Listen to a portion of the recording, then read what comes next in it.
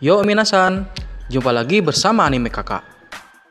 Setelah pada chapter sebelumnya, Lucci dan Kaku yang menjadi sandera akhirnya terbangun. Mereka meminta agar bisa bertarung bersama untuk mengalahkan para Seraphim. Tentu saja Luffy dan Zoro merasa terganggu dengan permintaan mereka dengan memasang muka kecut. Pada chapter ini, akhirnya aliansi Luffy, Zoro, dan Lucci Kaku terbentuk. Selain tujuan mereka adalah untuk mengalahkan para Seraphim, Zoro tidak mau jika melihat sandranya, Lucci dan Kaku, dalam keadaan lemah dibantai di hadapannya. Ini mungkin sama halnya ketika Kapten Tashigi melawan Monet di Arc Pang Hazard. Luffy juga merasa tidak adil jika melihat seseorang dilenyapkan dalam keadaan lemah tak berdaya. Luffy pun menyetujuinya karena sependapat dengan Zoro dan dia pasti berpikir ini akan menarik tentunya. Pertarungan pun dimulai, Luffy dan Lucci melawan S-Bear, Zoro dan Kaku versus S-Hawk. Sebelum ke pembahasan lengkap, bagi kalian yang belum berlangganan ke channel ini, silahkan untuk menekan tombol subscribe dan aktifkan lonceng notifikasinya agar tidak ketinggalan video dan informasi terbaru dari channel ini. Di chapter ini terungkap jika S-Hawk memiliki kekuatan buah iblis Supa Nomi milik Dust Bones. Dust Bones atau Mr. One adalah tangan kanan dari Sir Crocodile yang merupakan mantan si Chibukai. Mr. One adalah pemilik kekuatan original dari Supa Nomi yang membuatnya menjadi manusia pisau baja pemotong atau Human Sword. Ia merupakan kru terkuat yang dimiliki oleh Sir Crocodile dalam organisasi Baroque Works. Hal tersebut juga terbukti ketika Crocodile keluar dari Impel Down. Dia hanya mengajak Dust Bones untuk kembali menjadi bajak laut bersamanya. Sepertinya Vegapunk menanamkan kekuatan buah iblis pada Seraphim sesuai dengan karakteristik para si Chibukai. Dan kekuatan yang cocok untuk S-Hawk adalah Supa Nomi yang dipadukan dengan kekuatan berpedang dari Gen Mihawk. Hal tersebut akan melengkapi kekuatan Seraphim dan menjadikannya manusia buatan terkuat dan sempurna. Vegapunk setelah dipenjara bersama agen CP0 yang ditangkap. Agen tersebut adalah bawahan dari Lucci dan Kaku. Kemungkinan alasan utama mengapa Vegapunk setelah dipenjara adalah karena sifat buruknya yang memungkinkan melakukan tindakan berbahaya serta merugikan Vegapunk sendiri. Meskipun penampilan Stella adalah wanita, namun tindakannya terkesan selalu brutal dan ceroboh. Berpindah pada tempat lain, terungkap pada chapter kali ini, Shanks sudah berada di negeri para raksasa Elbaf. Selain itu, dia juga bertemu dengan Dory dan Brogy yang merupakan mantan kapten dari bajak laut raksasa.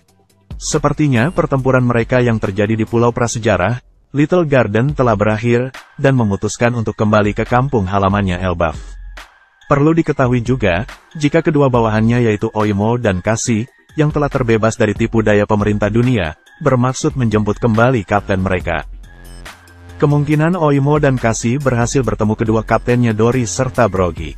Selanjutnya, mereka berlayar bersama dan kembali ke kampung halamannya, Elbaf. Yang menarik, apakah Shanks memiliki hubungan kedekatan dengan Dory dan Brogy? Shanks memiliki waktu perjalanan yang lebih panjang dibandingkan dengan Luffy. Jadi ada kemungkinan besar jika Shanks dulu pernah bertemu dengan kedua kapten raksasa ini, dan tentunya mereka memiliki hubungan yang cukup baik. Naasnya, bagi kelompok bajak laut Kid yang baru tiba di pantai Elbaf, mereka keduluan bajak laut rambut merah yang tiba terlebih dulu di sana. Alih-alih akan membuat aliansi dengan pasukan raksasa Elbaf, karena dia berhasil mengalahkan Charlotte Linlin yang merupakan musuh besar bagi Elbaf. Tentunya Kid akan dianggap sebagai pahlawan, dan aliansi pun akan berpeluang besar terbentuk. Namun Kid harus terlebih dulu berhadapan dengan Shanks. Sialnya, Kid memiliki reputasi yang buruk bagi bajak laut Akagami. Pada pertemuannya dulu, Kid malah menantang dan berencana menghancurkan bajak laut Akagami.